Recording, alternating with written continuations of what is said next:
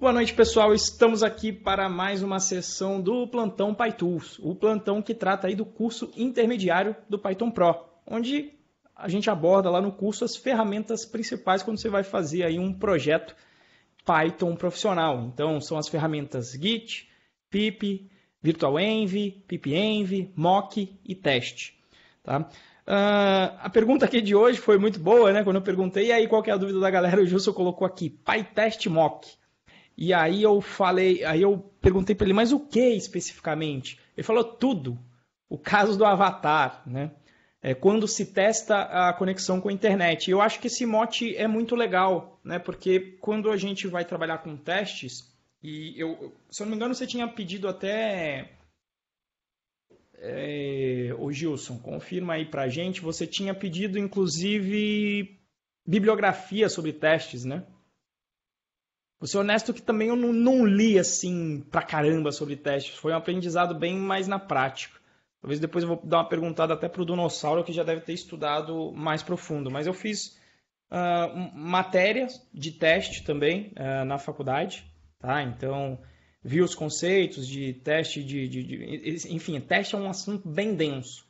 Tá?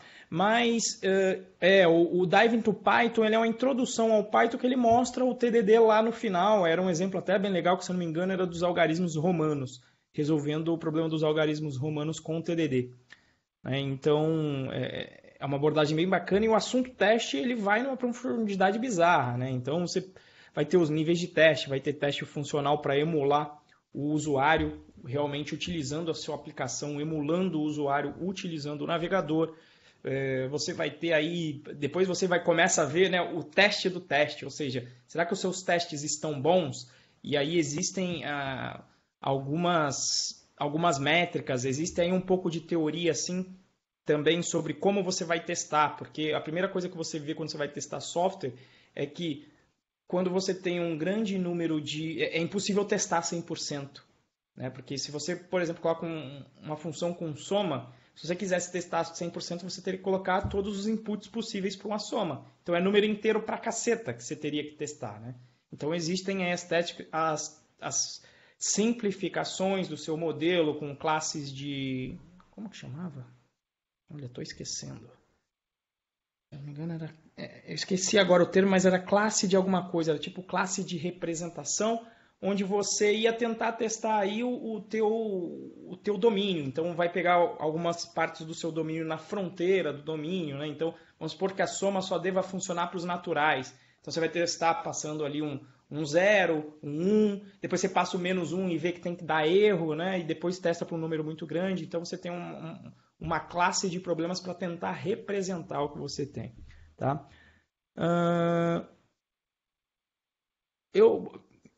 Se puder mandar o link aí, Wagner, porque a pergunta sobre teste, pelo menos a sua eu não estou lembrando, eu lembrei a do Gilson.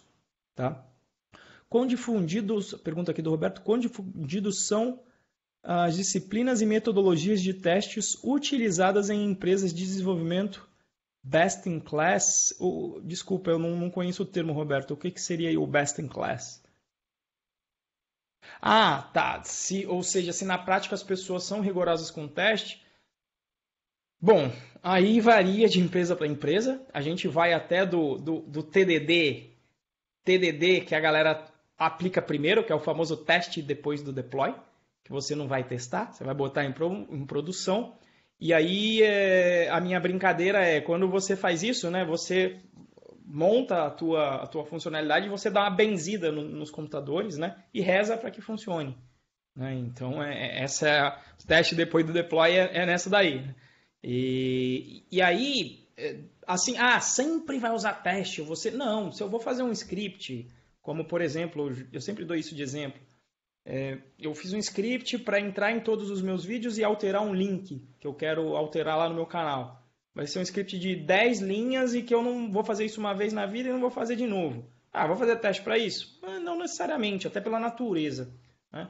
Agora, se é um produto em que você quer qualidade e manutenabilidade, principalmente segurança de que, quando você implementa uma funcionalidade nova, não segurança 100%, mas um aumento da confiança, que quando você implementa uma funcionalidade nova, o seu sistema continua funcionando, fatalmente os testes vão te ajudar nisso. Então, por exemplo, agora teve o upgrade do Django, ou sempre tem upgrade de biblioteca. Como é que você sabe que não quebrou? Esses são chamados testes de regressão, inclusive.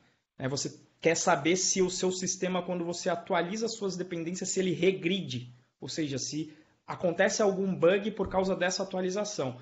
Se você não tem os seus testes automáticos, em teoria você teria que passar por todas as funcionalidades manualmente. Só que o ser humano não vai fazer isso toda hora. Não vai ter essa disciplina, principalmente para um sistema grande. E às vezes é até humanamente impossível de se fazer isso. Tá? Então, o quão rigoroso é, eu não sei. No Nubank eu não conheço, a Red Hat eu trabalhei num time de qualidade. Então tem um time só voltado, não só para o teste unitário os próprios devs fazem, mas para ir num nível de qualidade de teste funcional que realmente a função da galera de qualidade é quebrar o sistema. Então, por exemplo, vou colocar 2.000 caracteres em um input, quero ver se o sistema quebra. Onde tem número, eu vou colocar letra. Onde tem letra, eu vou tentar colocar número. Vou tentar realmente quebrar o sistema para saber como ele se comporta nos diferentes ambientes. Vou fazer um teste para garantir que o meu sistema funcione em vários sistemas operacionais, que o meu aplicativo funcione em vários sistemas operacionais, em diferentes versões de browser.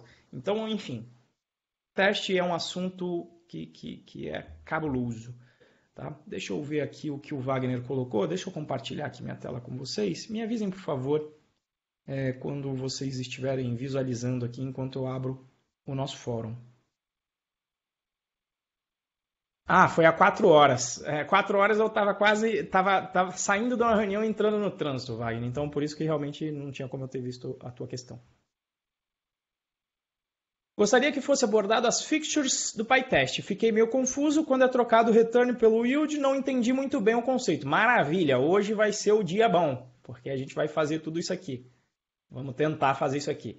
Wagner, Renzo, ao mesmo tempo que acho a dúvida é simples demais, talvez eu até saiba a resposta. Eu gostaria de entender um pouco mais a questão do TDD. Normalmente nas aulas a gente inicia um projeto fazendo os testes. Agora eu queria saber, se pegando um projeto já existente para testá-lo, se a gente teria que, então, criar uma nova classe importando todos os métodos que se deseja fazer os testes e, assim, começar a brincadeira. Poderia ter algum plantão apenas uma simples amostra de um TDD do zero em um projeto já existente? Então, Vag, quando é projeto já existente, então eu estou assumindo que você está falando de um projeto legado, e tem gente que, inclusive, define projeto legado como projeto sem teste.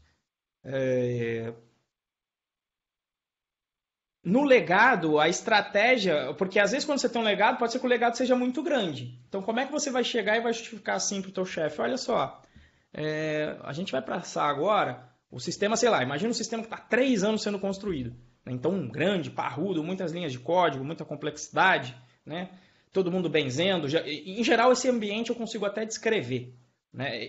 É um ambiente em que se tem certos cerimoniais, né? Por exemplo, deploy na sexta, nem pensar.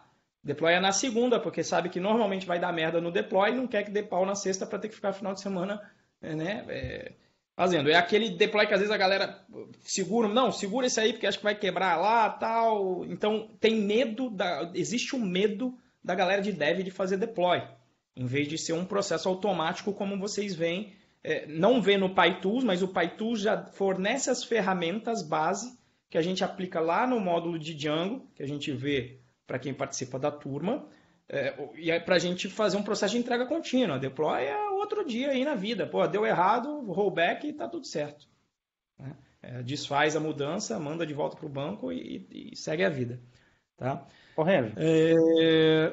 Então vamos abordar aqui as fixtures que o... o nome aqui tá bravo. VHU 141299. Enfim, deve ter sido a partir do e-mail dele que pegou aqui. É o Victor? Maravilha, Victor. Então vamos pegar esse bolão de coisa aí e vamos pegar um caso simples. Né? Normalmente o teste começa simples. Você tem asserções em que, por exemplo, numa função de soma, você passa os parâmetros. Tá? Então vamos para o nível mais simples. O unitário, você passa parâmetros e você vai testar o output de acordo com esses parâmetros. Tá? É só mudar lá na plataforma, Vitor, para mudar o usuário. www, você muda no próprio www, não no fórum. Se eu não me engano, eu acho que também dá para mudar no fórum. Mas se você vir aqui, ó, perfil, aí tem o nome aqui, ó. Aí você consegue mudar aqui, ó.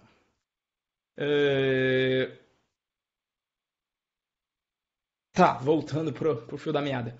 Então, os testes, muitas vezes a turma começa, eu inclusive começo simples, né? Vou testar uma função de soma. Vamos até evoluir, né? Vamos evoluir com o código, que talvez a coisa ande melhor aqui, né? Então, já que a gente vai ter...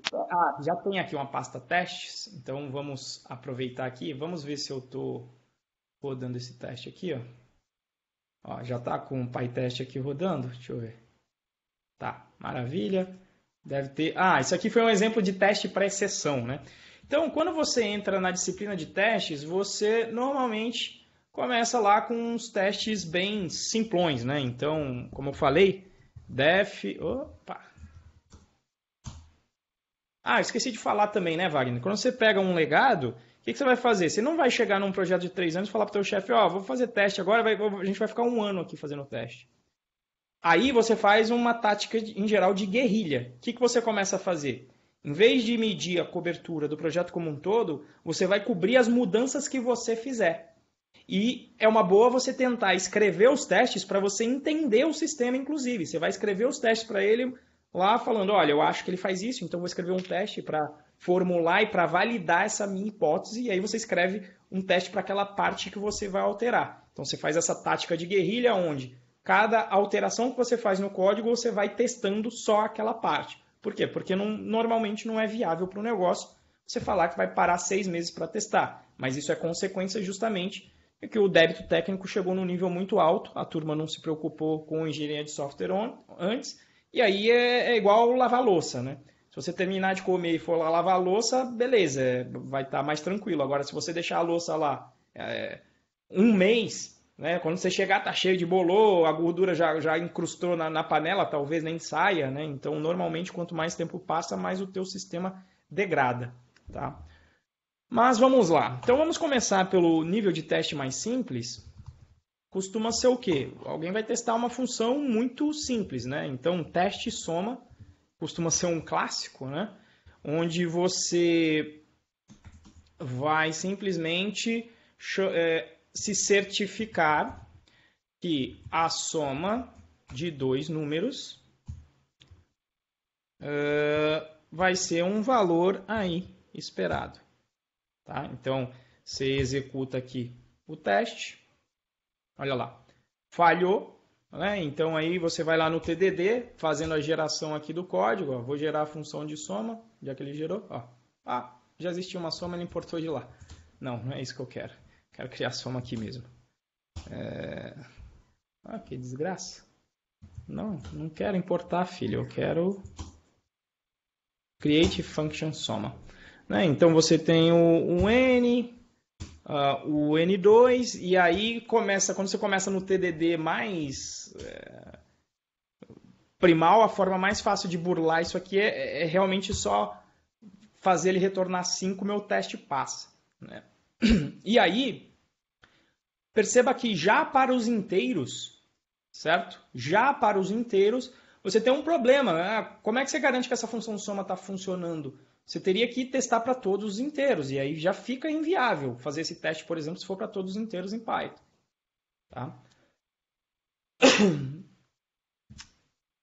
Deixa eu ver aqui a dúvida do Wagner. Minha dúvida era tipo, se eu tenho uma classe que só faz as operações matemáticas, para testá-las como se fosse um projeto legado, é só importar as funções? Sim, você vai importando. É que a gente vai, às vezes, criando aqui pela preguiça, né? Mas, normalmente, você criaria essas funções separadas. Então, se é uma app Django, você vai ter aqui as suas views, etc. Você vai ter uma parte de teste que vai testar, mas você teria o seu código separado mesmo, tá?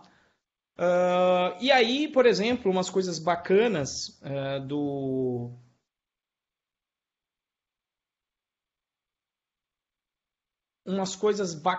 aqui do PyTest é que, por exemplo, se eu quero testar vários valores desse daqui, em vez de eu fazer um for ou testar, uma coisa que a gente aprende lá é utilizar o parametrize, né?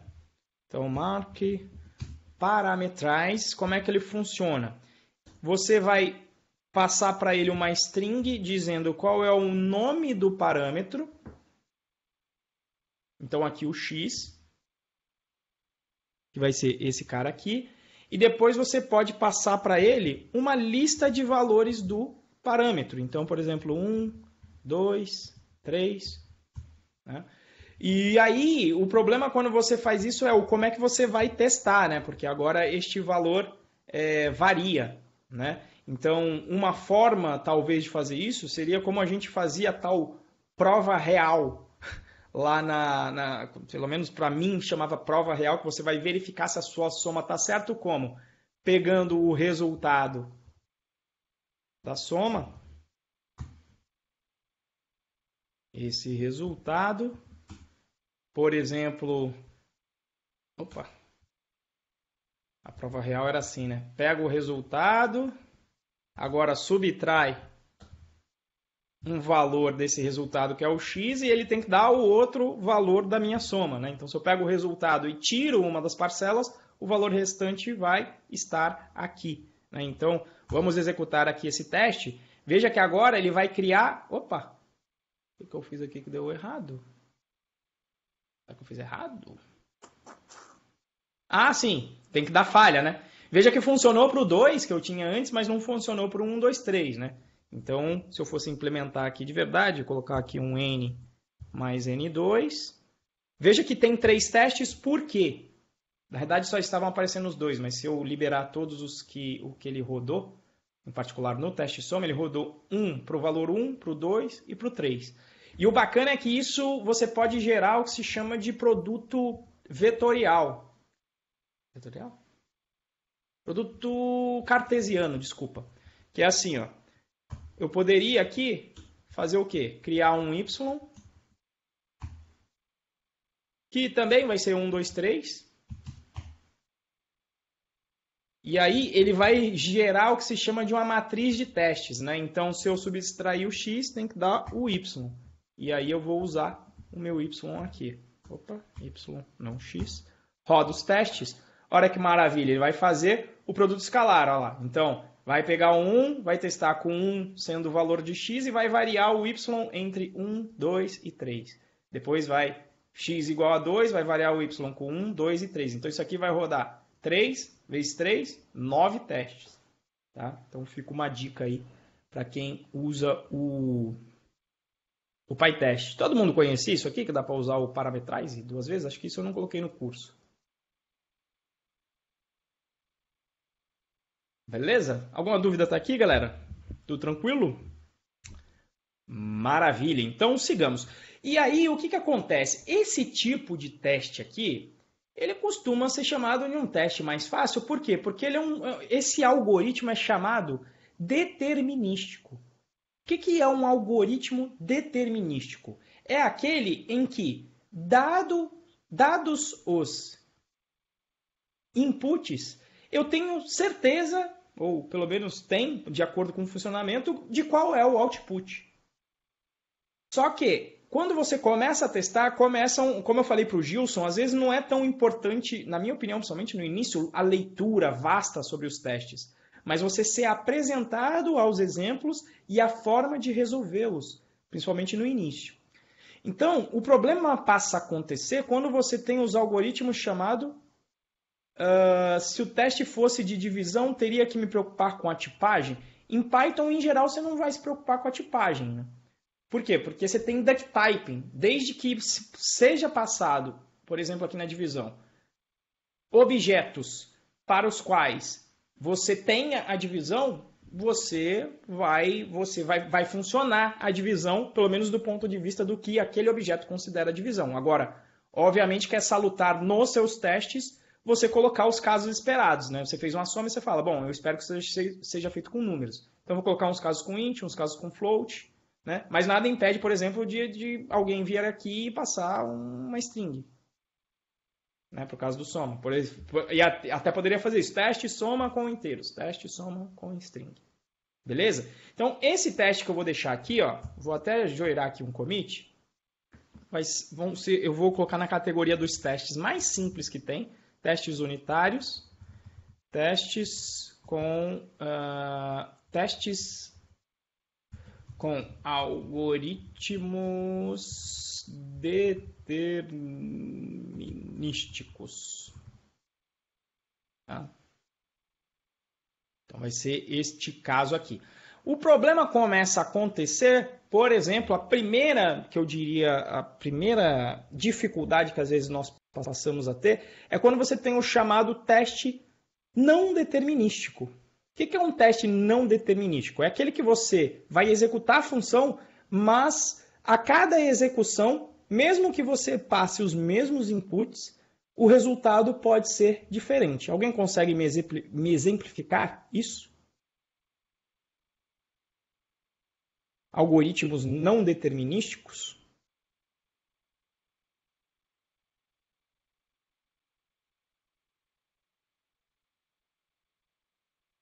Por exemplo, quando a gente trabalha com data, ou seja, pegue a data de agora. Quer dizer, a data de agora muda a todo instante para o computador. Então, como é que você vai trabalhar com data?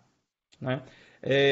Outro caso, colocar o bom aí, aleatoriedade. Se você tem um jogo e você tem um valor aleatório que é gerado naquele jogo, e aí? O que você faz? Né? Ou o caso que o Gilson colocou. Se você faz uma chamada para API, aí é pior porque aí não é nem um teste unitário, é um teste já de integração porque você está testando uma batida na API. Mas como é que você garante que a API vai retornar alguma coisa? Por exemplo, a gente vai fazer aqui, vamos utilizar a API do GitHub. Tá?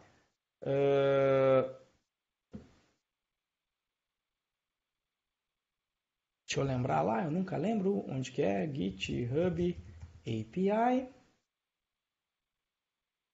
Aqui, ó, versão 3, se eu não me engano era api.github. Cadê? Vamos ver o core aqui, esse cara aqui. Quer dizer, ó, então se eu bater aqui no GitHub /users, é determinístico? Por exemplo, para o meu usuário aqui.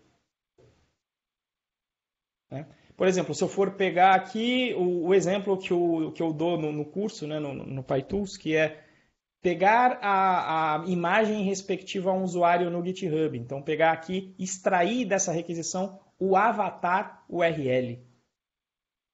Né? Então, esse cara não é determinístico. Por quê?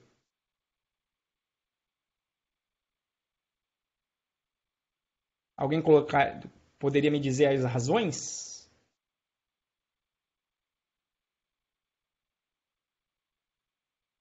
A API pode falhar, não está sob meu controle. Se a minha internet falhar, às vezes não é nem a API, minha internet, estou sem internet, o teste falha. Renzo, você faz o teste e fala, o teste vai ser testar esse avatar aqui do Renzo, mas eu vou lá na minha conta e mudo no avatar. Aí você estava testando com o Renzo N, e aí? Né? Então, ainda tem isso, acesso ilimitado da API. Se você bater muitas vezes, ele vai te bloquear. Então, de repente, ele passa na primeira passada, mas não passa na segunda, se você colocar, inclusive, vários parâmetros. Porque aí vai bater várias vezes, o GitHub vai falar, você está batendo muito rápido aqui. E basicamente, tome cuidado, porque se você está fazendo o teste de verdade na API, de certa forma, pode ser enxergado como um ataque de DOS, né? O famoso recusa de serviço, Denial of Service. Ou seja, você vai bater tantas vezes que o cara vai falar, estão tentando me atacar aqui. Então tem que tomar cuidado com isso, tá certo? E aí, quando a gente vai fazer esse tipo de código, às vezes, assim, eu não sou purista, eu não me importa se o teste é antes ou depois da aplicação. Tá? Não sou purista com isso. O importante para mim é ter teste. Se é antes ou depois, não interessa. O que importa é que tem que ser antes de eu botar para produção. Não, no meu processo, em todo lugar que eu vou, em que eu estou responsável, na verdade, em todo lugar que eu trabalho, tem que ter teste. Tá? Por quê? Ou eu sou responsável pelo processo e eu vou colocar isso no processo, ou se a empresa não trabalha com isso, então, desculpa, eu não vou trabalhar lá, porque eu não estou afim de ficar final de semana consertando bug, tendo software que vai bater na cara do cliente sem qualidade. Tá? Então, assim, não vou dizer que sem teste não dê para fazer software com qualidade sem teste, mas é muito mais difícil para mim. Eu não consigo mais viver sem isso. Tá? Bom, Vamos lá, deixa eu ver o que tem instalado aqui. Tem o PyTest, aí você fala lá que você vai querer fazer esses testes com a lib de requests, então a gente vai ter que instalar isso aqui, né? Aproveitar aqui o pipenv. Deixa eu fazer aqui porque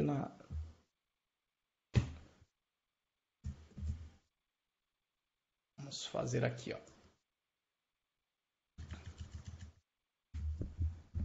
Então, cd PyCharm, esse é o projeto Plantão de Dúvidas, pipenv install, dependência não é de dev, então não vou colocar. Vamos instalar os requests. Mas enquanto ele está instalando, o importante é, a gente vai querer, então, implementar aquilo do avatar. Eu vou até escrever aqui, ó. Deixa eu ver como é que a gente vai chamar isso aqui.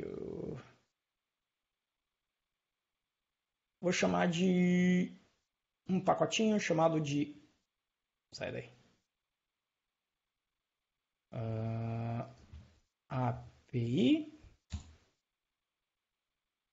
E aí a gente vai construir aqui simplesmente um teste avatar e eu vou tentar implementar o TDD aqui, tá? Então, primeiro, realmente escrever os testes. Então, o que eu vou fazer? Ó? Vou criar o meu primeiro teste, que seria def teste avatar mesmo. Como é que eu costumo fazer os meus testes para a API? Quando eu quero bater na minha API? Às vezes eu bato de verdade mesmo. Bato aqui, ó, ou às vezes até pelo Postman. Seria legal mostrar pelo Postman, porque ele deixa você ir criando. Acho que tem coisa que eu não posso mostrar no Postman. Deixa eu ver aqui. Às vezes pode ter alguma chave. Uma chave secreta aqui no Postman. Deixa eu dar uma olhadinha.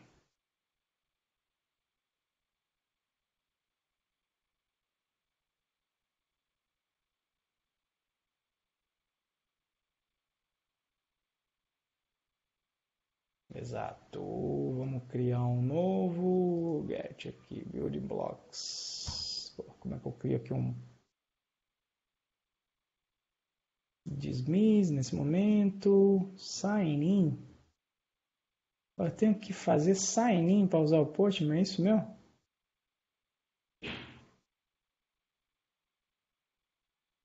Tá, tira esse local data daí. Eu tenho que fazer login. Puta, tá de sacanagem. Bom, esse aqui tá muito simples, eu não vou usar o Postman não. Senão vai demorar, vou fazer sign in aqui, vai ficar hiper chato isso aqui. Vamos fazer o seguinte, vou fazer aqui, ó, o que eu costumo fazer. Eu vou pegar essa string aqui, ó, e eu vou desenhar o formato que eu quero aqui desta função, tá? Então eu vou fazer o que aqui, ó? From API import GitHub ponto, sei lá, get avatar. Opa, na verdade só a função aqui. .api GitHub import get avatar. E aí eu vou fazer o que? Vou me certificar que o resultado de buscar o avatar para o usuário Renzo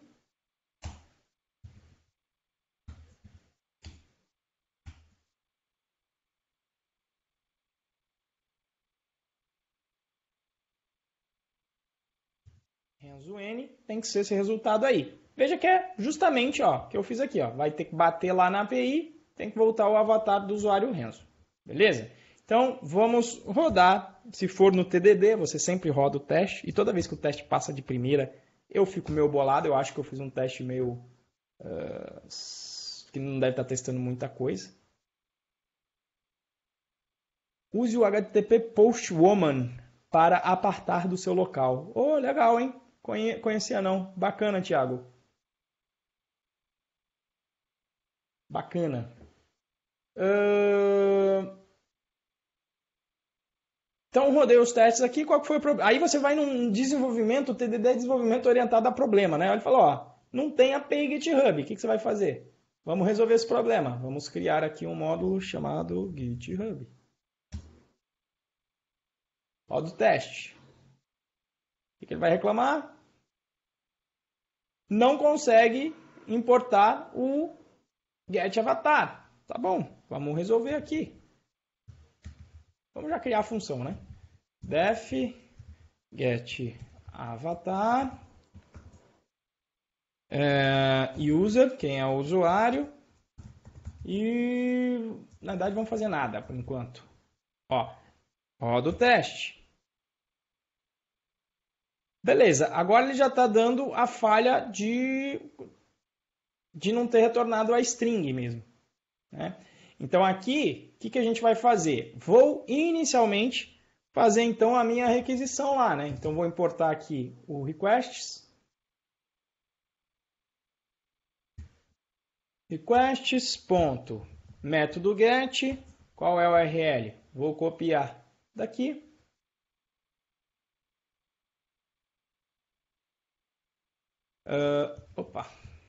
Uma string.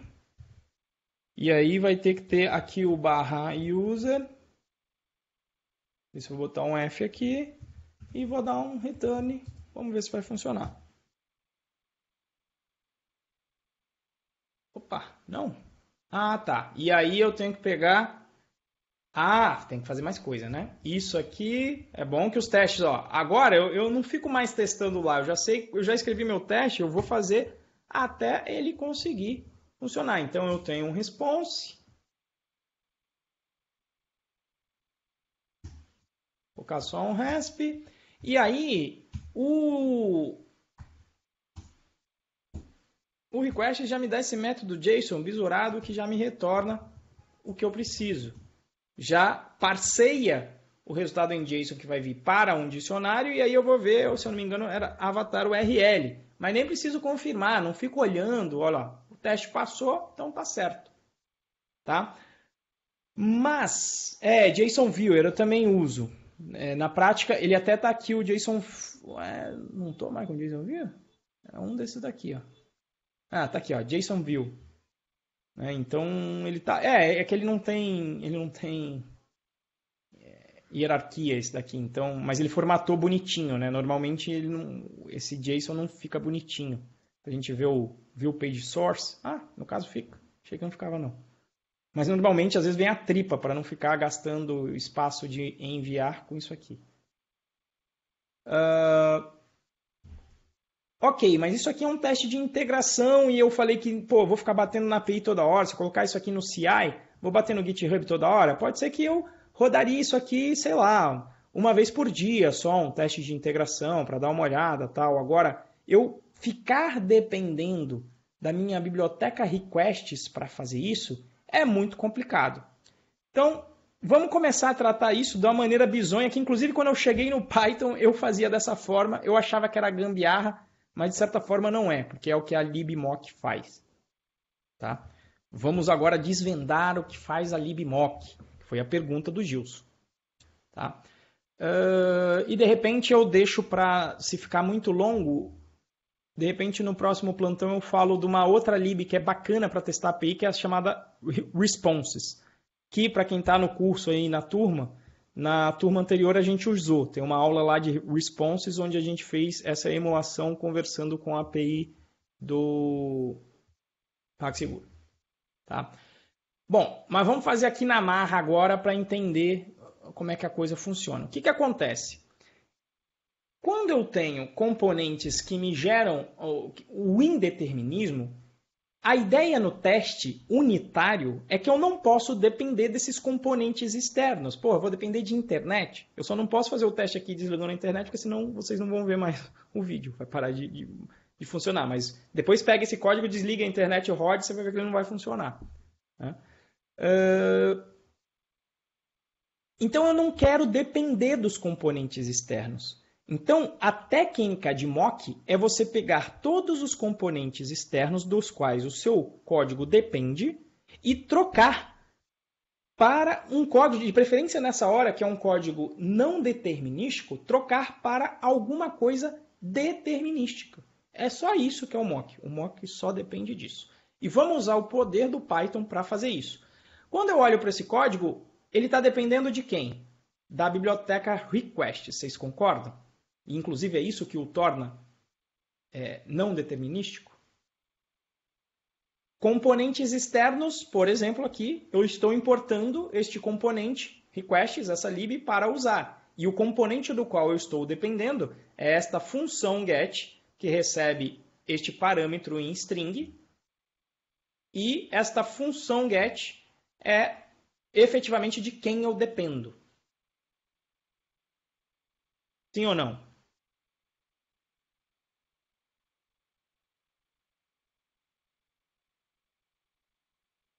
Componente pode ser componente em termos disso aqui, uma biblioteca. Você tem em orientação objeto composição de um por outro. Qualquer componente, tudo do que o seu código depende para funcionar. Então veja, eu estou dependendo do RESP que vem aqui. Ele tem que ter um método JSON. Ou seja, esse get aqui eu dependo, ele vai retornar um objeto, que é esse RESP aqui, tá? E esse objeto tem que ter um método JSON, tá? Que vai retornar esse cara. E às vezes, até para testar, eu posso inclusive tornar esse código mais... Vamos fazer o complicado até primeiro, que vai ficar uma gororoba para vocês verem como às vezes a gente pode alterar o nosso código de produção para que ele fique mais fácil de ser testado. É um componente, pode ser uma biblioteca, Gilson, pode ser até componente seu mesmo. Você criou um módulo e você está importando. É um componente que é seu, mas você quer isolar, você quer testar. O que eu quero testar aqui é o getAvatar. Funciona? Ele consegue me extrair um avatar desde que eu retorne um JSON, por exemplo, nesse formato aqui? Essa é a minha pergunta. Se o meu get retornar sempre este formato aqui de JSON, a função getAvatar vai retornar esse cara para mim? É isso que eu quero. Ou seja, independente de internet, eu estou assumindo a internet está funcionando, ela vai funcionar, ela vai me retornar esse JSON aqui, e se eu retornar um JSON, isso aqui vai funcionar ou não vai? É isso aqui que eu quero trabalhar. Beleza? Entendido o problema?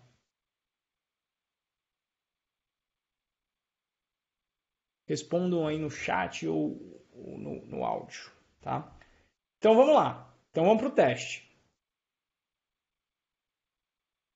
Olha, o que eu quero testar é essa getAvatar. Mas quando eu fizer a chamada, eu não quero executar esta função get que vem da minha lib requests. E aí a gente vai usar um fator do Python que é importantíssimo.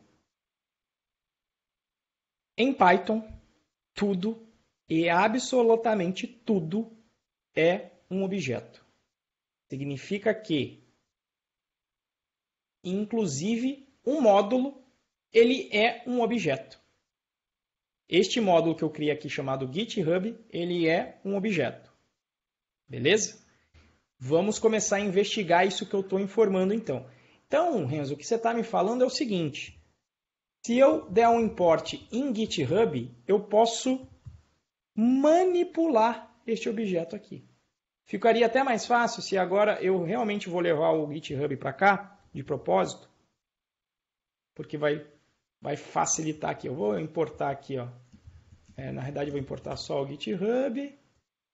E aqui eu vou só fazer a chamada assim, github.getAvatar. Vou rodar de novo o teste antes de fazer qualquer coisa. Opa, assim com ponto não vai funcionar. Um inteiro e um char é muita coisa, né, Gilson? Tipo, você não vai substituir um inteiro por outro, porque inteiro é um cara determinístico, um inteiro. Você quer substituir, em geral, as coisas não determinísticas ou componentes. Até porque a orientação ao objeto em si, ela costuma trazer um certo não determinismo. Porque os métodos, eles podem retornar coisas diferentes dependendo dos valores dos atributos do objeto, que a gente chama de estado do objeto. Então, mesmo a orientação ao objeto, ela pode trazer esse não determinismo para a gente se a gente não tiver o controle exato do estado do objeto. Se a gente tiver, ele vira determinístico. Mas se a gente não tiver, ele vira não determinístico. Se você não tiver dependendo das libs. Então, nesse caso aqui, eu estou dependendo da lib. Então, o que eu vou querer fazer? Na hora do teste, eu vou chamar até aqui de propósito, assim, ó, setup. E aqui para baixo é o teste de verdade, que é o que eu quero fazer. Então, o que eu vou fazer antes do meu teste unitário é fazer a preparação para o meu teste unitário. Eu não quero que o meu teste unitário, quando ele chame avatar, que ele chame essa função get aqui de requests. Só que eu falei que o módulo é um objeto, significa que eu posso manipular esse cara. Eu posso fazer o seguinte, GitHub, você tem um objeto aí, um atributo que se chama requests.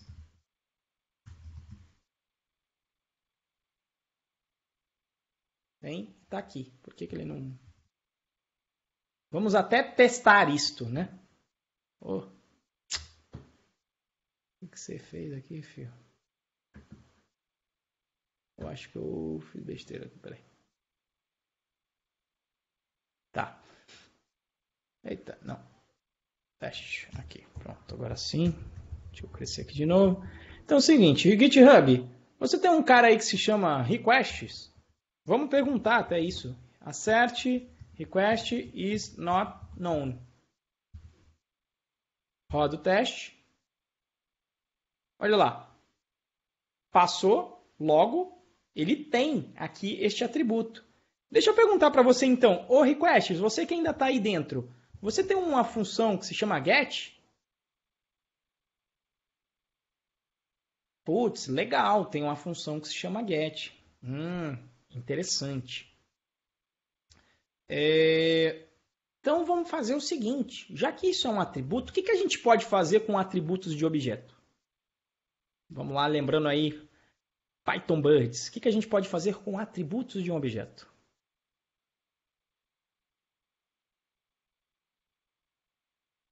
Sobrescrever, maravilha, maravilha, a gente pode sobrescrever, a gente pode alterar. Então, por exemplo, a gente pode criar uma função chamada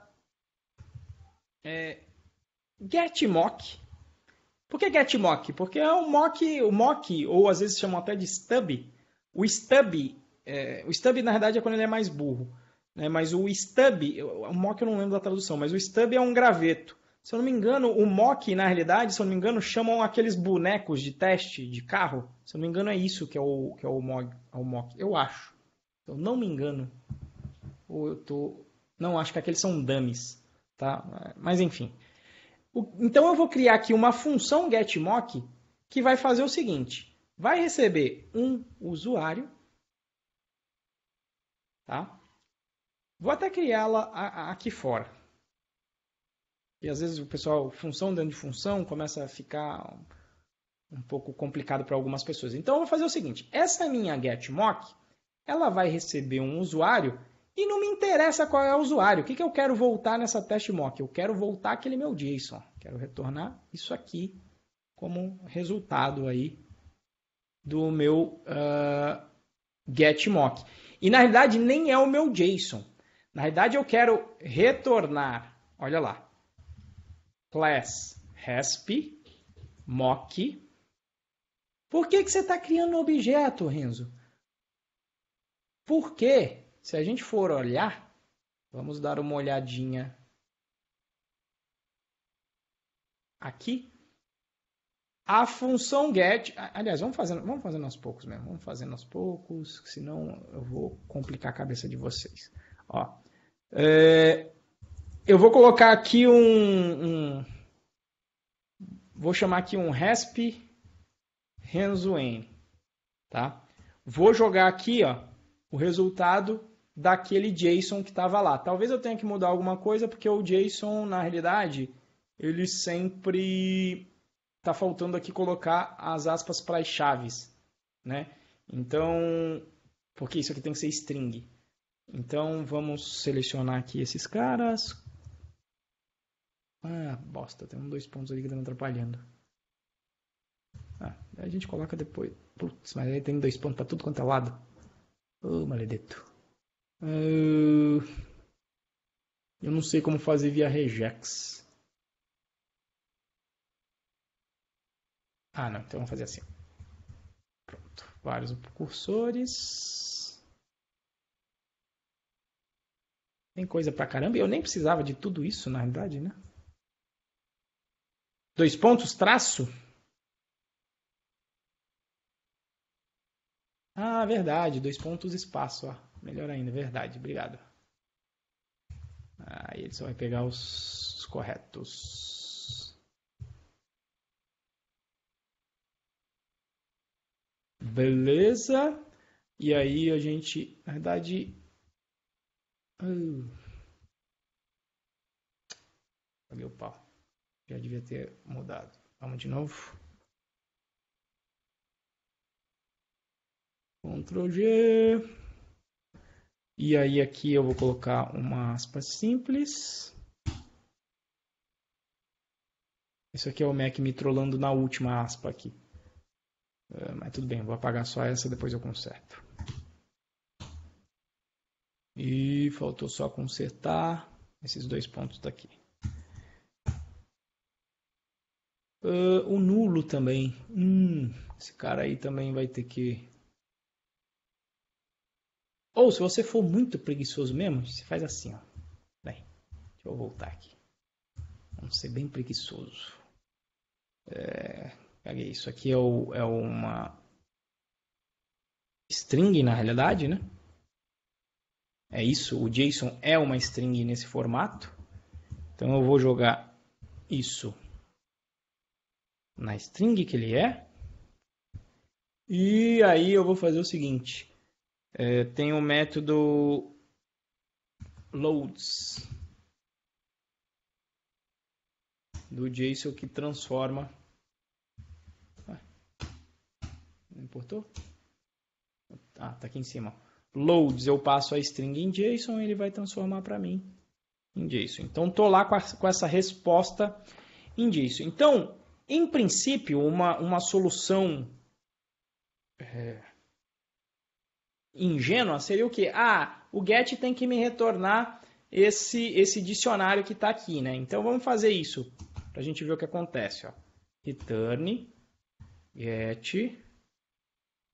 getMock não, é o resp Renzo-N, vai retornar esse cara. Tá? Agora, o que eu vou querer fazer aqui? Eu não quero mais usar o get que está aqui. Eu quero alterar esse get por esse get aqui que eu conheço, porque esse aqui eu torno ele determinístico. Então, quando você tem qualquer coisa determinística e você quer fazer um teste unitário, o que você vai lá? Troca aquele cara por outro, que é o conceito de mock, troque para o seu mock que você conhece, porque este mock aqui vai retornar o resultado que você conhece, que vai ser sempre resp.json, que é aquilo que eu fiz o loads ali em cima, que vai fazer o loads desse dicionário aqui. Tá?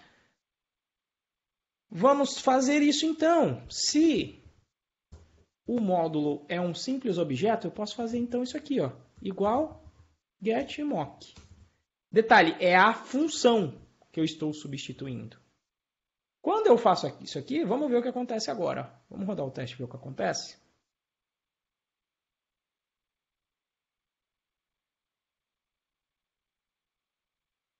Opa, JSON decode error. Expect property naming enclosed in double quotes. Line 2, column 1. O que houve aqui? Ele deu um erro na string.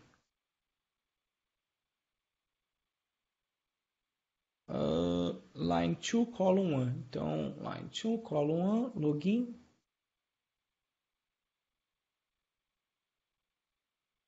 Que estranho.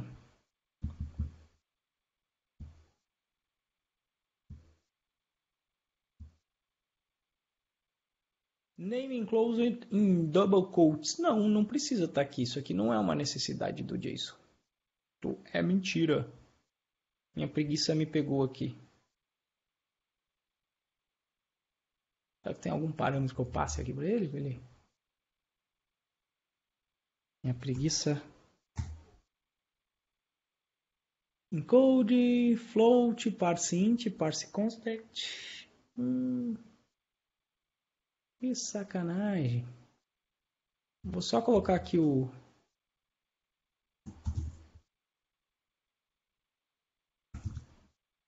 Só para ver se vai dar o erro em outro lugar. Eu sempre fiz isso e nunca deu merda. É óbvio que quando eu tô no meio da live vai ter que dar ruim.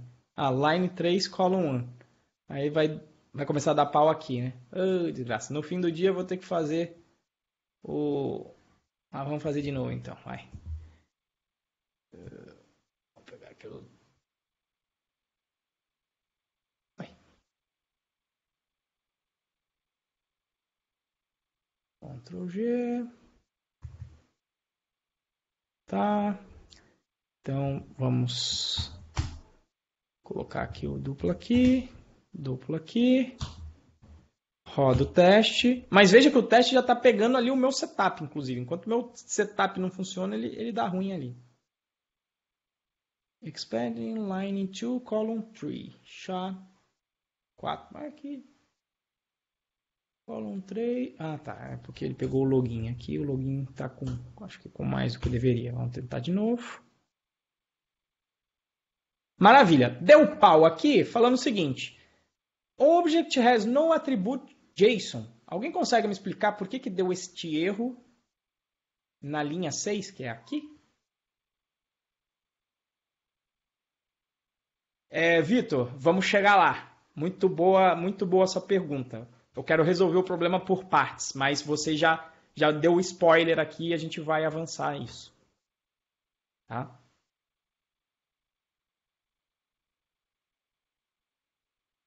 E aí, galera, por que deu o erro aqui falando, ó, o dicionário, o objeto dicionário não tem atributo JSON na linha 6? Por que deu esse erro? Porque eu não estou retornando o mesmo objeto que o request retorna. Ele retorna um objeto que tem um método JSON. Que este método JSON é quem retorna para lá. Aí você fala, não é exatamente então isso que eu queria. Então, na realidade, o get ele não tem que retornar a resposta. Ah, e um pequeno grande detalhe bacana. Vou colocar o breakpoint e vou rodar. Ó.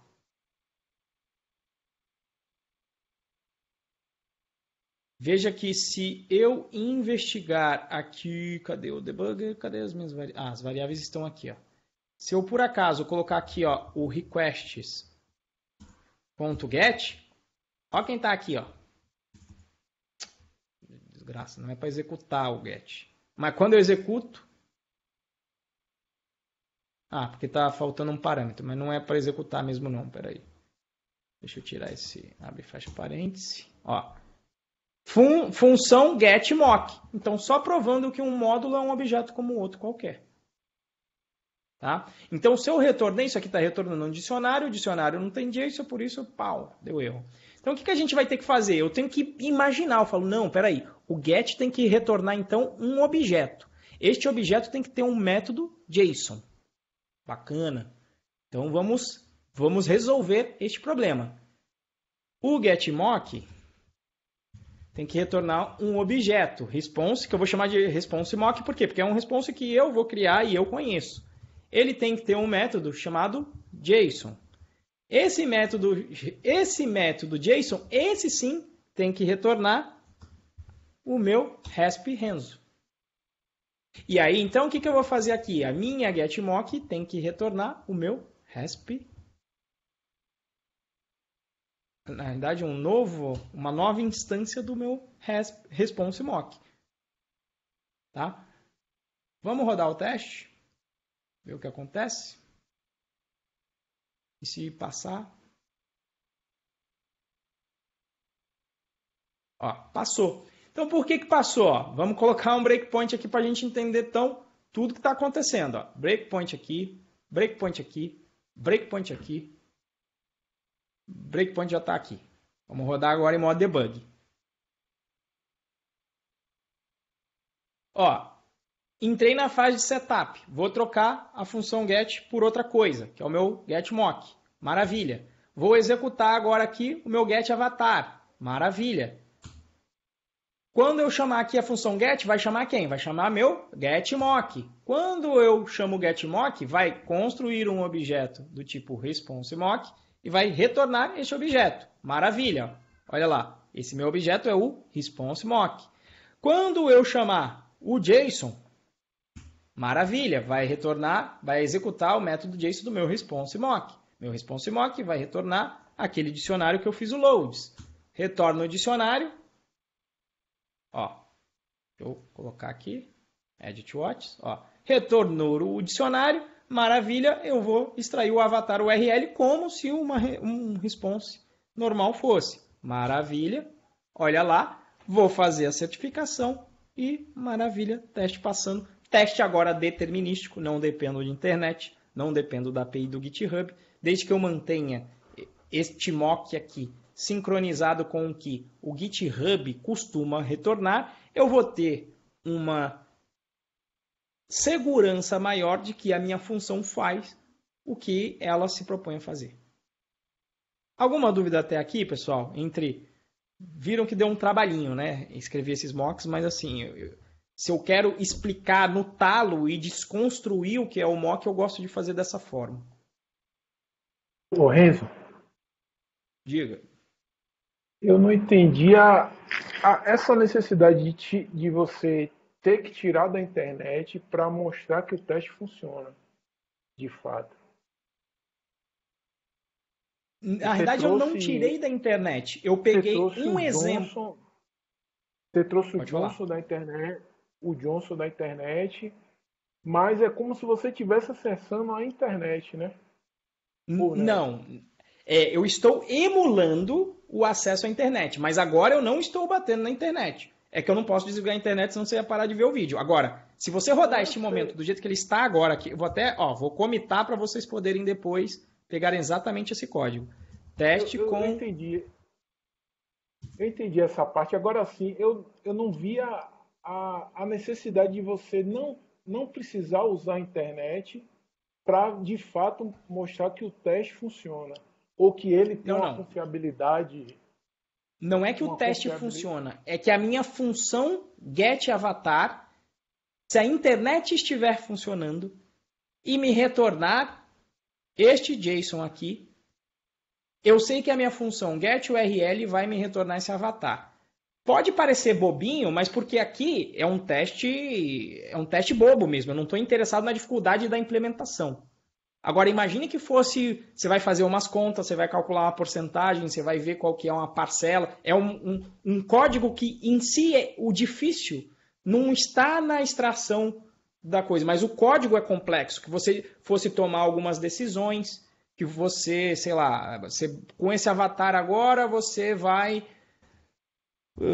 sei lá, jogar isso e ver se é uma imagem conhecida de acordo com um banco de imagens seu. Quando você fizesse isso numa função encontrar dentro do meu banco de imagens, você não está interessado em saber se a internet está funcionando ou não.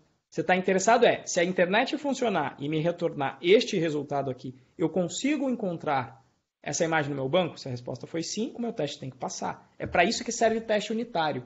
É que aqui está bobinho porque eu praticamente não fiz nada, mas a única coisa que eu fiz foi extrair de um dicionário, mas aqui poderia ser a lógica complicada do jeito que eu quisesse. E é isso, aí elimina todos aqueles contras que o pessoal colocou. Eu não fico limitado à quantidade, eu não fico limitado à internet, eu não fico limitado ao usuário Renzo, que pode mudar quem é o avatar dele. Eu estou querendo testar o meu código. Eu quero saber o seguinte, o meu código, dado este tipo de input, responde da maneira esperada? Eu não estou interessado em saber se a API vai retornar, quando a API retornar coisas diferentes. Estou interessado só no seguinte, o meu código tem que responder da maneira que eu espero. E por isso que a gente está tendo que mocar. Não sei se eu consegui. Quem foi que perguntou? Foi o George. Assim, mas eu tô entendendo a sua linha de raciocínio total. Agora, o pessoal não vê essa questão da necessidade da gente, que você colocou esse negócio da internet, de tá funcionando ou não, tá vendo?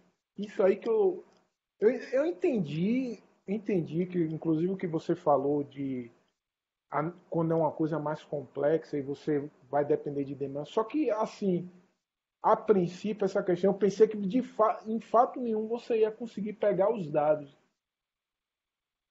Não, então, sempre o que a única coisa que, lembrando só, o que é um teste? Dado um input que você conhece, eu tenho um resultado esperado. É só isso que é um teste. Aliás, é como você valida todos os seus programas. Quando alguém te pergunta, o programa está funcionando? Como é que você mostra para a pessoa que está funcionando? Através dos testes.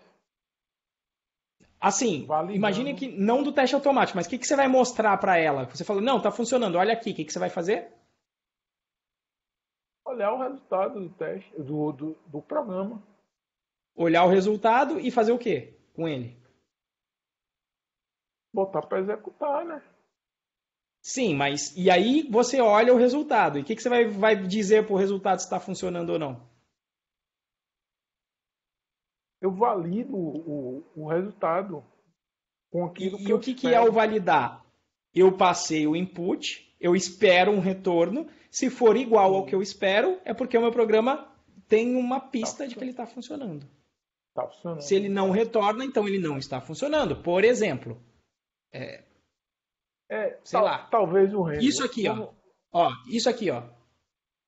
Esqueci de colocar o L. É um erro possível de acontecer aqui? sim, com certeza. E Agora principalmente sim, alguém pode. Diga. não, eu ia falar o seguinte, que é porque essa parte eu ainda não peguei no detalhe das aulas, não. E aí talvez o insight ele venha num outro momento. E o que eu tô. A ideia que eu tenho aqui agora, que eu não estou conseguindo ver a questão, pode ser que eu desenvolva lá na frente, né? Para não tomar a aula, pode passar o É processo. que eu estou tentando chegar no âmago da sua questão. Você está se perguntando qual é a utilidade do teste, é isso? De tirar essa questão do recurso da internet ou não, né? Então, porque eu não quero depender da internet, porque a gente já mencionou os contras disso, certo? Se a internet não estiver funcionando e eu deixasse o teste como ele estava inicialmente, o meu teste ia falhar, concorda? Concordo. Se eu, sendo dono da conta do Renzo, e eu alterar o meu avatar para outra coisa, o meu teste ia falhar, concorda?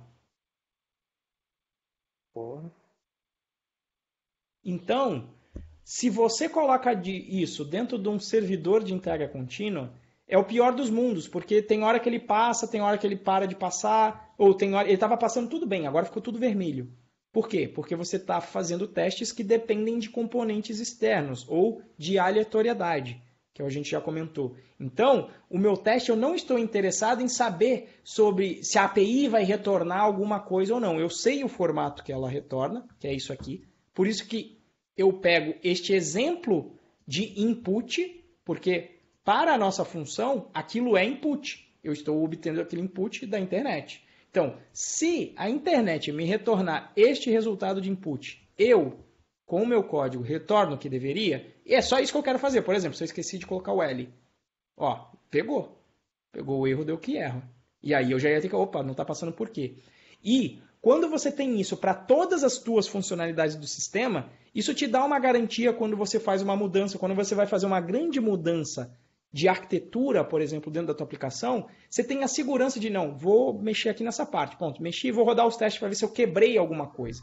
Você já fez algum código de 1000 linhas, pode ser na faculdade, que tinha que fazer 3 funcionalidades que estão conectadas. Você faz a primeira e você fala, bom, está funcionando. Aí quando você faz a segunda, você fala, bom, funcionou a segunda. Só que aí você quebrou a primeira. Já aconteceu isso com você? Oh, eu fiz faculdade no início dos anos 2000. Na minha época não tinha essa questão de teste. Não, não, De mas não estou falando de teste. teste. Estou falando o seguinte, te mandaram fazer um programa que tivesse 5 funcionalidades e elas estão conectadas. Você faz a primeira e você fala, está funcionando. Já aconteceu de você implementar a segunda, ou a terceira, ou a quarta e quebrar a primeira? Já, com tudo. Isso acontece, né? Às vezes Então, a gente está mexendo com script, aí faz uma merda e dá um... exato. Eu tô Então te entendendo, é isso eu que o tô teste te vai te trazer. entendendo. Esse teste vai ser um modelo para você testar sua aplicação até no nível maior. Correto? Você testar até a funcionalidade da API. Vamos dizer assim, ó. O pessoal até fala, eu gosto de usar a linguagem tipada porque ela já me dá uma validação. Por exemplo, o que o interpretador faz? Ele garante que a tua sintaxe está aderente e vai compilar, se for em uma linguagem compilada. Os seus testes, eles estão confirmando se as suas regras de negócio estão atendendo efetivamente o negócio. E você, toda vez que você, antes de colocar em produção, você está rodando o teste todo de novo para validar que tudo que estava funcionando antes, não que tudo, mas você vai ter uma segurança muito maior de que coloquei uma funcionalidade nova e aí eu garanto que aquilo não vai quebrar. E quando eu encontro um bug, eu avalio os meus testes para falar, não, agora, em vez de só consertar o bug, eu não vou consertar o bug. A primeira coisa que eu vou fazer é escrever um teste que falhe por causa daquele bug. Por quê? Porque se eu fizer isso, esse teste vai entrar no meu CI e essa falha, pelo menos por esse motivo deste input, nunca mais volta. Porque toda vez que eu rodar o CI de novo, ele vai pegar, ó, aquele falha que aconteceu uma vez, a gente já colocou no teste, já está documentado, consertei, esse cara não falha. Por quê? Porque se alguém voltar, e acontece isso, eu já vi isso, alguém faz uma implementação, aí muda o time e alguém fala, não, por que esse código aqui está esquisito? Vou fazer assim que é mais simples. Aí quando faz assim que é mais simples, volta para um bug antigo. É muito comum isso acontecer. Então é isso que os testes vêm trazer. Beleza? Beleza, valeu. Nesse caso de componentes externos, os testes não são para garantir a API do GitHub, sim para garantir o próprio código desenvolvido, partindo do princípio que o GitHub retornar aquilo que é esperado. É isso aí, Diego.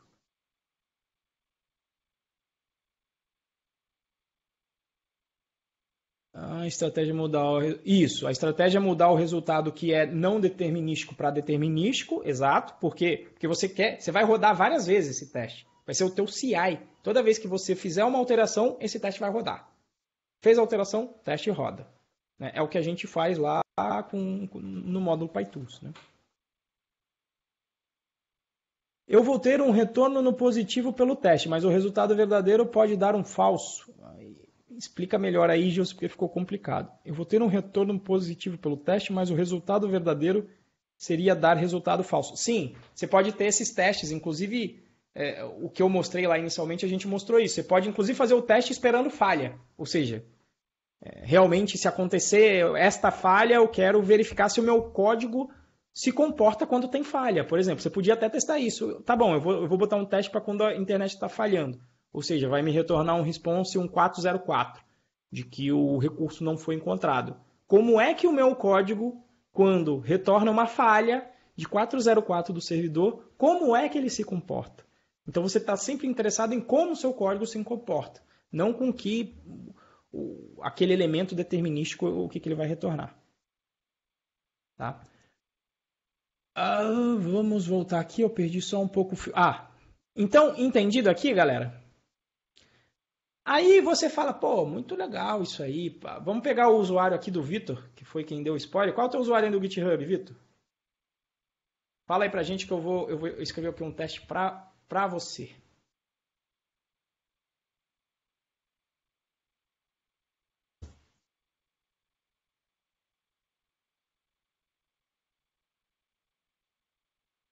LN Victor. Vou copiar aqui.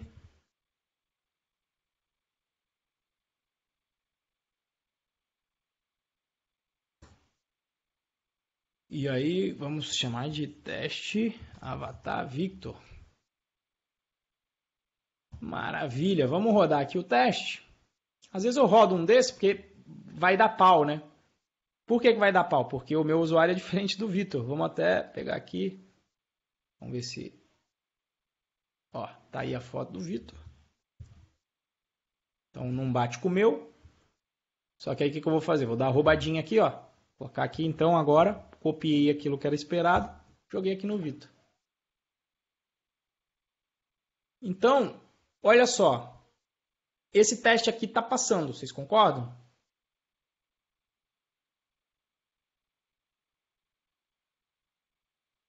Rodei, passou. Vou rodar o teste avatar aqui, ó. Pô, legal, passou. Vou rodar o teste para todo mundo. Quando eu rodo aqui, ele roda os dois. Vamos ver o que acontece. Opa, o teste Vitor falhou. Ué, quem é que ele retornou aqui? Pô, eu peguei o errado. Era o segundo parâmetro agora. Opa, retornou o Renzo. Pergunto, por que que passa isolado quando eu rodo tudo não passa? Isso, porque é o seguinte, o módulo ele é um objeto, mas ele é um objeto que a gente chama, ele só é carregado uma vez. Então, veja que a ordem dos testes importa.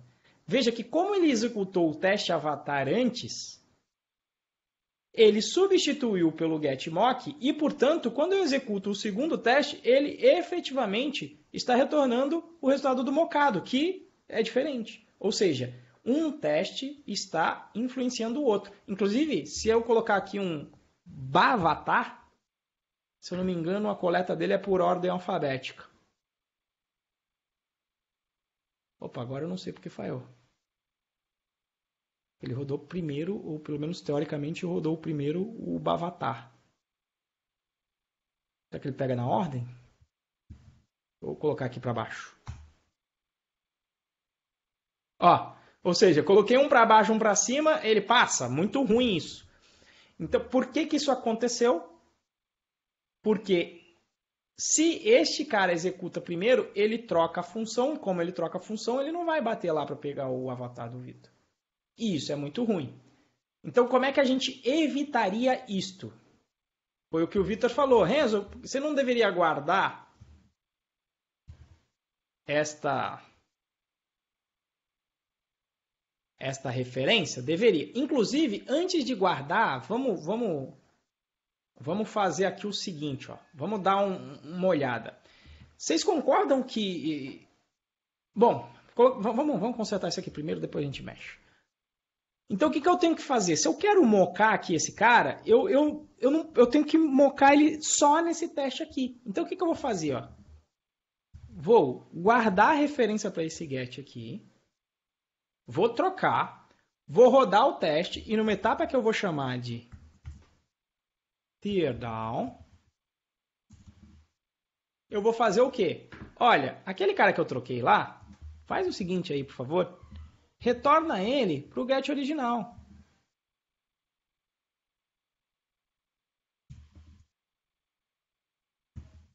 Sai daí. Ô, caceta. Vou rodar os testes. Olha lá.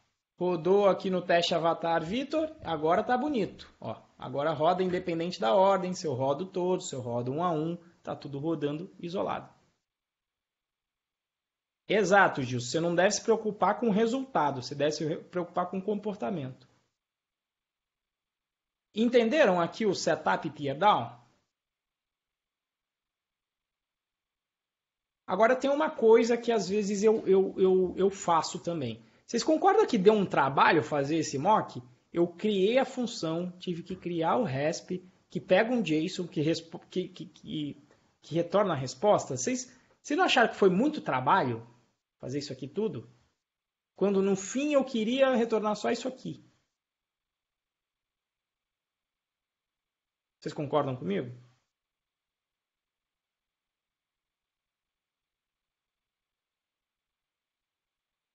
Bacana.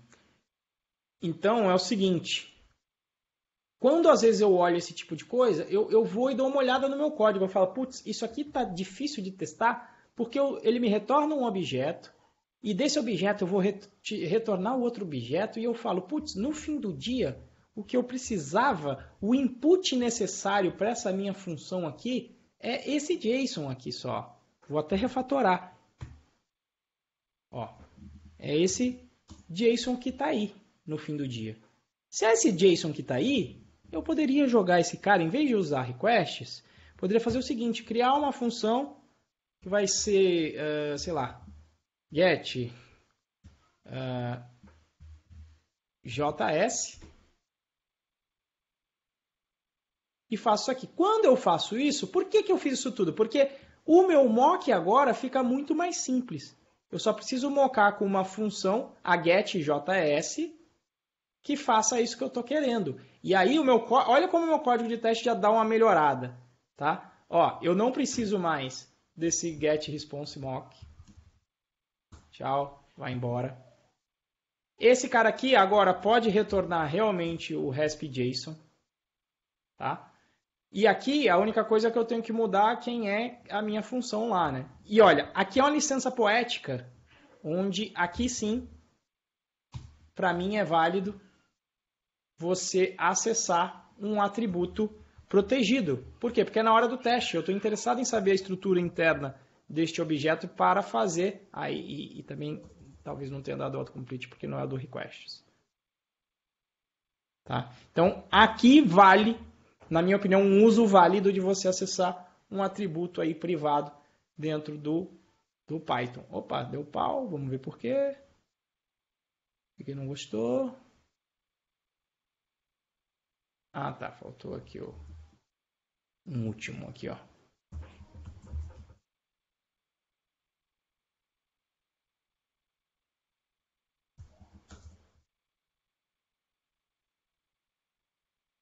Tá vendo? Ó, meu teste, não precisei mais de uma classe, ficou mais simples. Às vezes quando eu faço isso, eu faço assim, ó, inclusive.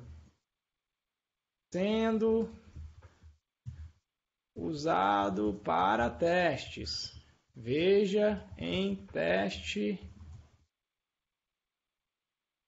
avatar.py.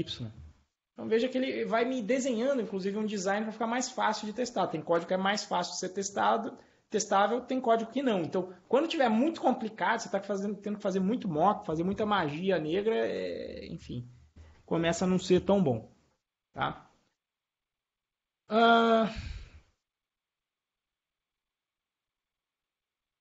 Aqui vai ter um caso interessante. Ó. Suponha que nesse meu teste aqui do getAvatar, dê merda. Então, vou dar um raise exception aqui.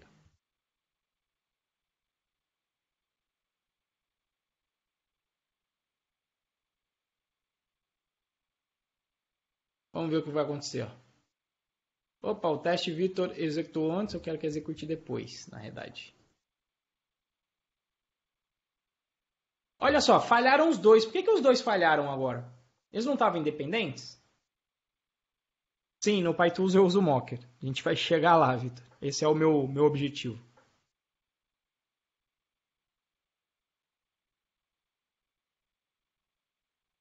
Por que falhou agora o teste Vitor? Antes ele estava funcionando. Por que agora eu coloquei o raise exception, o teste Vitor falha? Ah, o Vitor já respondeu ali, desculpa. Então, como deu o raise aqui, ele não executa essa linha aqui de baixo. Ou seja, se no meu código tiver alguma exceção, ele vai influenciar na de baixo. Então, não sei se vocês já entenderam que eu ia ter que colocar isso aqui num try catch, ia dar ou seja, eu tenho que executar o teardown independente se o teste passou ou não, se o teste deu falha ou não, e assim por diante. Beleza, galera? Então, tá. Não quero... aliás, vamos deixar a exceção aí para a gente brincar com isso aqui agora. Tá? Então, essa aqui é a parte do meu teste teardown. Vamos para as fixtures, as famigeradas fixtures aí. Tá? Então, o que faz uma fixture? Você pode ter valor para uma fixture, mas às vezes você pode usar uma fixture só para mocar. Então, eu vou usar aqui uma fixture que eu vou chamar de...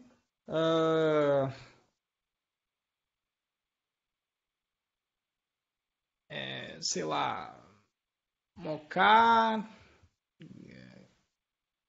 getJS. Então, essa lógica de setup, que principalmente quando você for reutilizar, mas não só com essa função, você pode simplesmente colocar isso nas chamadas fixtures do PyTest. Para que servem as fixtures no PyTest? Para fazer setup e teardown de uma forma bem maleável. Tá? Então, aqui a gente vai importar o PyTest. Se ele permitir aqui, importe PyTest. Fixture.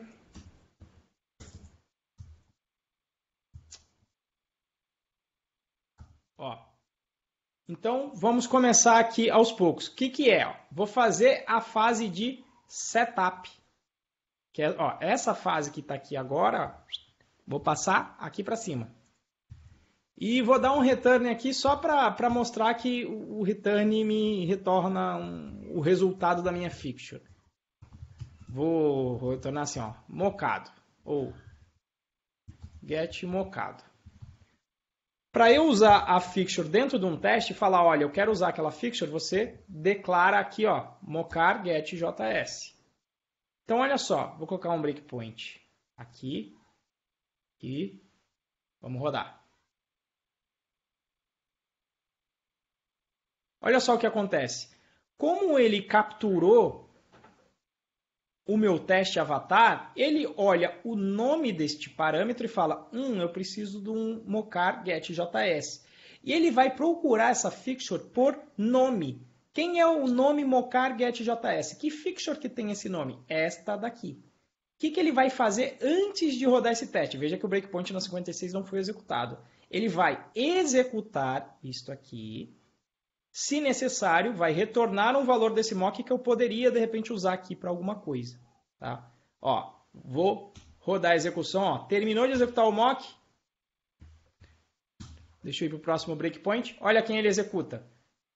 Veio agora para a execução do teste, onde este objeto que está aqui neste parâmetro é este objeto que foi construído na fixture. E assim eu tenho o meu setup pronto.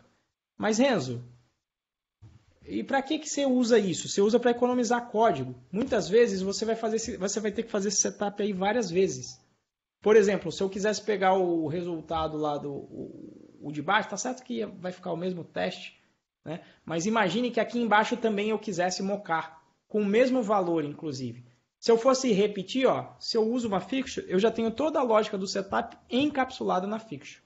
Se eu colocasse isso aqui, ele também ia mocar o valor. Quando eu faço isso, não vão passar todos os testes. Por quê? Porque o teardown eu ainda não resolvi. E qual que é a coisa linda do PyTest? Ele deixa você fazer o setup e o teardown dentro da fixture. Como? Ó, vou pegar aqui o teardown, vamos jogar lá para cima da fixture. Só que é o seguinte, eu não posso dar um return, porque um return, o que ele faz? Um return, ele não vai executar a linha 53, tanto é que por causa disso o PyCharm está fazendo isso aqui. Então ele permite que a gente utilize a palavra reservada yield, que vai retornar basicamente um generator, mas que não é respectivo a essa aula, tá? Aula módulo mais avançado. Mas basicamente a lógica é a seguinte, ele vai executar o setup, vai retornar este valor para o teste. Ele vai então executar o teste aqui embaixo e depois executar esse valor aqui embaixo. Eu não posso fazer com breakpoint porque quando você coloca breakpoint em generator dá ruim. Então eu vou fazer assim, ó, print setup, vou colocar até aqui em cima, depois eu vou colocar print retornando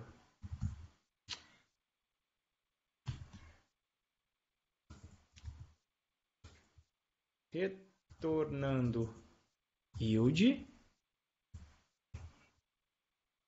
E aí aqui embaixo, teardown. E a beleza disso aqui é o seguinte. Pode acontecer o que quiser acontecer no teste aqui no Raise. Não interessa. Ele sempre vai rodar o teardown. Não interessa se o teste passou, se o teste não passou, se o teste deu, se aconteceu. Vai acontecer o que quiser no teste. Ele vai executar. Vamos rodar aqui para ver, ó. Tá? Opa, o que deu pau aqui? Ah, beleza, deu pau porque raise exception ele não estava esperando essa exceção. Mas se eu tirar o raise exception aqui agora, ó, todo mundo volta a funcionar. Tá? Entendido aí o conceito aí? Neste caso aqui, específico, Jorge, é só para eu separar o teardown. Yield não é igual a return. Tem uma aula lá ou é no Objetos Pythônicos ou no Python para Pythonistas que explica o que o yield faz. Mas aí foge ao escopo dessa aula aqui. Decore, por enquanto, aqui, que antes do yield é o setup. Ele vai retornar esse valor para a fixture e fornecer aqui embaixo como valor desse parâmetro. E depois que terminar a execução do teste, ele roda o teardown. Ah, só não deu para ver as impressões porque o PyTest, quando ele executa, ele tira ele engole a saída padrão, porque caso tenha muito log das bibliotecas, ele engole esse cara aí. Então, additional arguments, tem um "-s", que é para ele não engolir a saída padrão. Deixa eu rodar aqui de novo, porque eu falei que é assim, mas os prints não provaram. Olha lá, é que ficou meio zoado, mas olha lá. Cadê o setup? Ó, tem aqui, ó, retornando yield, o teardown, porque ele está misturando com o que acontece durante o teste, na realidade, né? O que faz sentido, né? Foi rodar, encontrou o teste avatar. O que ele faz? Para rodar, capturei o teste, mas ele precisa de uma fixture. O que ele vai fazer? Ele vai procurar a fixture, vai executar a fixture. Prova, setup, retornando o yield. Retornou, vai pegar este valor que está aqui no yield, vai jogar como parâmetro aqui embaixo. Roda o teste, tanto é que ele colocou aqui, ó, o passed do teste, porque ele executou o teste. Terminou de rodar o teste, vai voltar para cá, para essa linha de código 54 e vai executar o teardown. Exatamente, Vitor.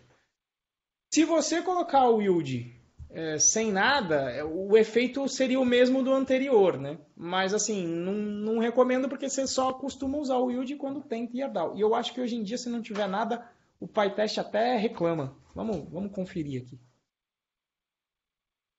Ele reclama. Não, nem reclamou. Tá vendo? Em teoria você podia sempre retornar o yield, mas não recomendo. Tipo, se não vai fazer teardown, deixa return, porque fica bem explícito se tem teardown ou se não tem teardown. Beleza? Tranquilo, galera, até aqui?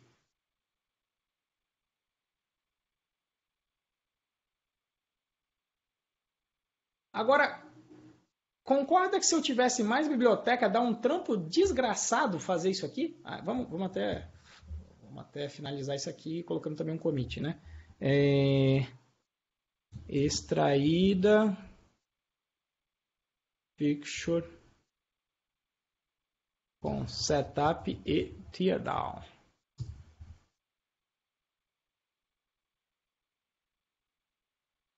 Concorda que dá um trampo e tem uma formuleta aqui para quando você quer mocar uma função, uma biblioteca qualquer? É assim, né? Pegue a função original, guarde em uma variável. Substitua a função original por um mock. Depois que acabar o teste, por favor, retorne para a função original, porque eu não quero impactar os demais testes que possam fazer uso dessa biblioteca. Vocês concordam que tem um algoritmo aqui? Eu acabei de descrever o que sempre a gente faz quando a gente moca uma biblioteca dentro de um módulo?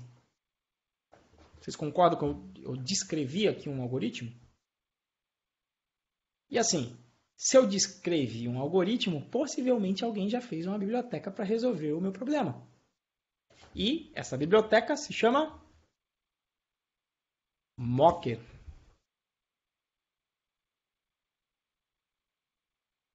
Na verdade chama PyTest Mock, é só um wrapperzinho dentro, ele até explica isso, ele fala, olha lá, PyTest Mock, olha que maravilha. Vamos ler agora, e aí a gente basicamente fez um patch otimizado. Olha aqui como é, o primeiro exemplo, olha o que ele faz. Olha, use o Mocker, você consegue fazer um patch em uma biblioteca, no caso aqui a função remove do módulo OS, que é o que ele está fazendo aqui. Um patch em que você vai se certificar, inclusive, se o mock foi executado aqui alguma vez. Se o meu OS mock, perdão, se ele foi executado uma vez. Ele te dá até uma semântica de execuções do mock, que inclusive eu não fiz aqui, daria até um pouquinho mais de trabalho. Se eu quisesse conferir se a minha função getJS foi executada com um parâmetro específico, no caso que eu passei aqui, ó, eu poderia tentar fazer isso, tá? Dar mais um trabalhinho, teria que fazer, daria um trabalhinho a mais. Tá? Mas poderia, por exemplo, setar dentro da própria função. Por exemplo, vamos até fazer isso aqui, ó. coisa que eu não fiz lá, né? Então, vamos supor que eu tenho a get mocar. Eu tenho aqui o meu mocar JS. Eu vou fazer o seguinte, ó. Eu vou guardar dentro da própria getMock um atributo user, como todo objeto em Python é dinâmico, eu posso criar objetos dinâmicos, eu vou guardar aqui um atributo nele user, que é o próprio user que foi chamado. Mas para que você está fazendo isso, Renzo? Porque se eu guardo este cara aqui, e agora aqui, inclusive, ó, agora vai ser legal, porque eu vou retornar esta função como... na verdade nem preciso porque ela está ali importada no caso. Mas vou fazer, ó, vou retornar aqui a getMock como sendo o mocar getJS. Quando eu faço isso, eu tenho a oportunidade de fazer a seguinte coisa.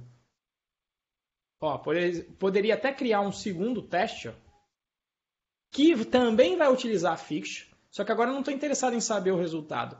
Eu estou interessado em só saber o seguinte. Opa, get avatar, get JS, called, estou misturando inglês com português, está uma merda. Called with user name. Aqui eu vou mudar deixa Renzo N mesmo. E aí o que eu vou querer me certificar aqui? Olha, já que eu moquei aquilo ali, possivelmente é porque ele vai ser executado. Se ele for executado pelo menos uma vez, não é um troço perfeito que eu estou fazendo aqui, tá? Eu vou setar aqui dentro da própria função o meu user. Então, o que eu posso me certificar aqui? Ó? O user que está lá dentro dessa função é igual ao Renzo? Seria, mais ou menos, eu estou verificando o seguinte. A função foi executada ou não? Então, se ela foi, isso aqui teria que passar. Aliás, vamos rodar tudo. Já está rodando. Os 3 testes passaram. Isso aqui eu estou testando o seguinte. Se a minha função não for executada, o meu teste não passa. Como seria uma forma da gente emular isso aí? Ó?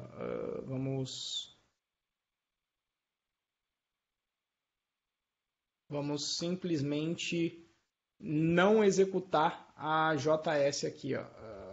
Para fazer isso, eu vou comentar isso, colocar um pass. Ou seja, a função getJS ela não é executada. Vai dar falha em todo mundo, porque eu estou retornando none, mas em particular vai dar falha também no foi chamada, o JS username. Veja que se eu descomentar ali em cima e tirar o pass, o teste do se ela foi chamada ou não passa. Olha lá. Ou seja, você está chamando essa função com os parâmetros adequados. Então, fiz uma emulação bem porca, mas fiz. Emulando controle se mock foi executado ou não. E está meio porco porque eu estou salvando na função. Se ela for executada 2 vezes em outros lugares, ficaria difícil. Mas o que importa é o seguinte. Maior trabalho para eu fazer isso aqui. O que a gente vai fazer? Existe então a biblioteca mock que já resolve este problema para a gente. Então, em vez de escrever tudo isso, o que eu vou fazer? pipenv pytest mock. Esqueci do install. PyTest mock é de desenvolvimento. Então, eu vou colocar o "-d" aqui para instalar com o pipenv. Vamos ver ele rodando. Enquanto ele vai rodando, a gente vai ajeitando aqui a nossa fixture.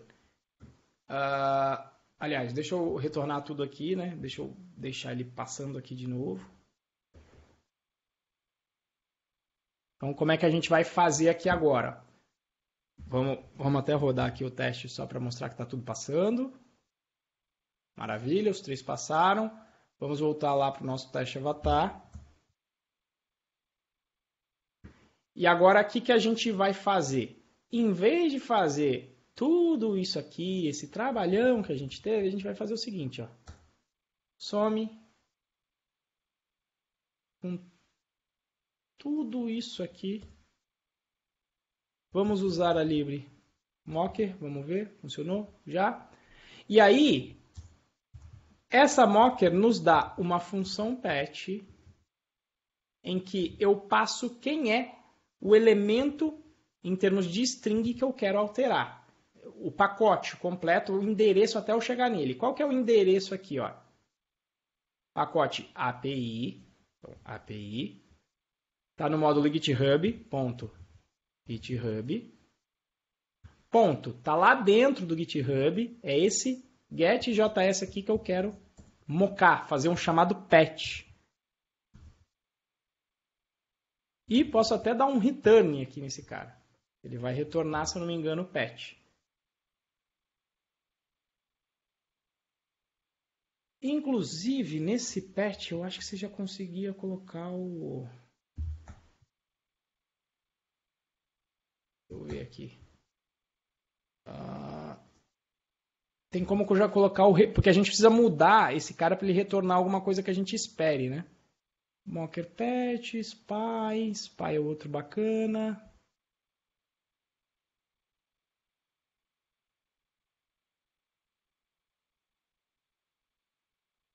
Mocker patch, olha lá, return value.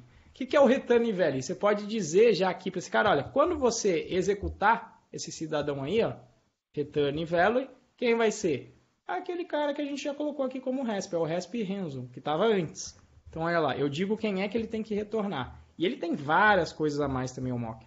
Deixa você retornar resultados diferentes se você executar algumas vezes, enfim. Fazer uma porrada de coisa. E aí agora como é que vai ficar? Vamos rodar o teste para ver se passa. Se funcionou aqui o meu mocker. Opa. Ah, tá. Aí não tem... A forma de testar com um objeto mock é diferente. Ele te dá um método que se chama, olha, ponto, assert called once with. O que eu estou dizendo aqui? Se certifique que o mock foi executado uma vez com o parâmetro RenzoN. Vamos ver se vai funcionar. Opa, deu ruim. Esperava que ele fosse executado uma vez e executou 0. Será que se eu não estou fazendo esse patch direito, ele não me retorna o mocker do get? Deixa eu ver aqui quem que é esse mock aqui no fim das contas.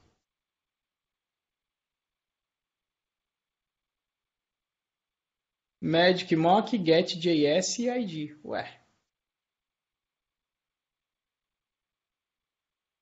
Mas exatamente ele. Por que ele não foi executado uma vez? Ó, inclusive ele é mais explícito na mensagem. Ele está falando assim, ó, o getJS eu esperava que fosse executado uma vez, mas executou 0. Ué, eu não voltei o getJS lá?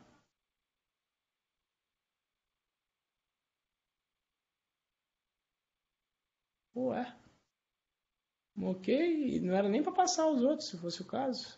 Apesar que se eu mocasse errado... Hold zero time, por que ele está falhando aqui?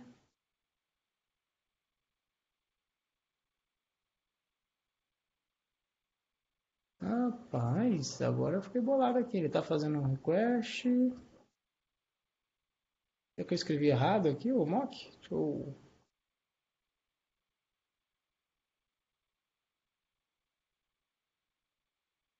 Return value, API, GitHub, underline getJS. Não, isso aqui está de acordo aí com a documentação. Vou ver se eu fiz alguma...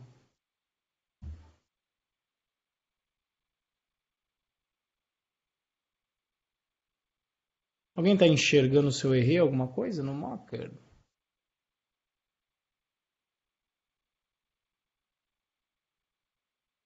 A única coisa é que ele usou no teste em vez de na fixture. Mas, em princípio, era para ele... Será que foi esse return que ele não gostou? Vou colocar um yield.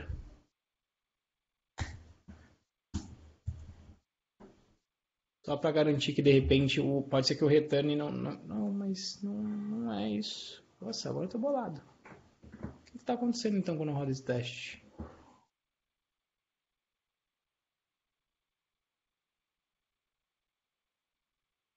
Não entendi. Vamos debugar o código. Cadê? GitHub. Tá aqui com breakpoint. Vamos rodar esse cara aí.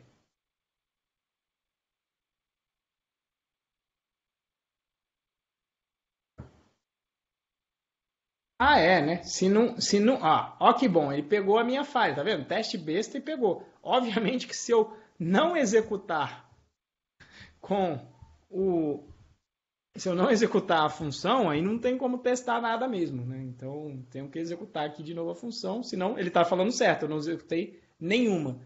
E o legal disso é, ó, ele conta inclusive quantas vezes. Como eu falei, a set called once, se por acaso eu tiver duas chamadas, ele também vai dar pau no teste. Vai falar, ó, esperava que você chamasse uma vez, mas chamou duas. Então você pode contar quantas vezes ele foi chamado, se ele foi chamado com determinados parâmetros, enfim. A biblioteca JS foi feita para resolver esses problemas, mas olha que maravilha.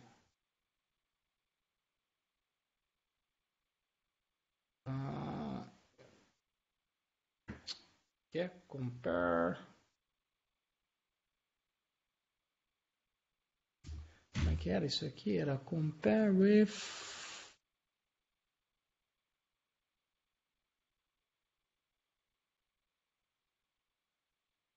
Não, isso.